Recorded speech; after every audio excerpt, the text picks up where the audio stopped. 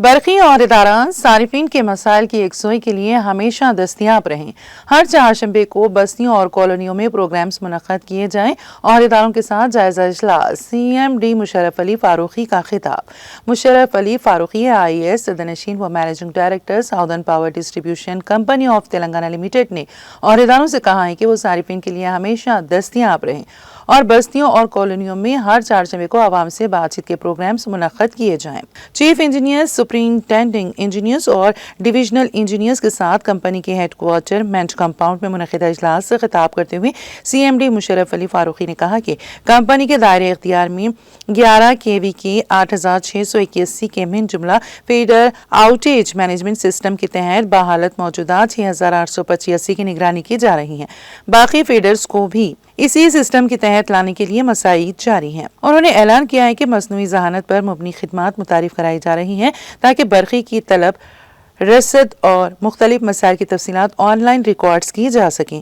انہوں نے کہا کہ مذکورہ بالا تفصیلات کی تجزیے سے خدمات کو بہت زیادہ مؤثر بنانے میں مدد ملے گی۔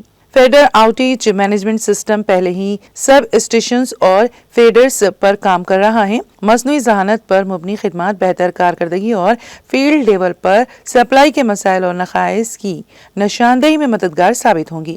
CMD نے عہدیداروں کو ہدایت دی کہ وہ ڈسٹریبیوشن ٹرانسفارمر DTR کی سطح پر یومیہ برقی کی سربراہی کی نگرانی کریں۔ ڈویژنل انجینئرز اور سپرنٹینڈنگ انجینئرز کو ہدایت دی گئی ہے کہ وہ فیڈرز اور DTR پر خصوصی توجہ مرکوز کریں اور مسائل کی صورت میں فی الفور مقامات کا دورہ کریں اور ضروری اقدامات روبہ عمل لائیں۔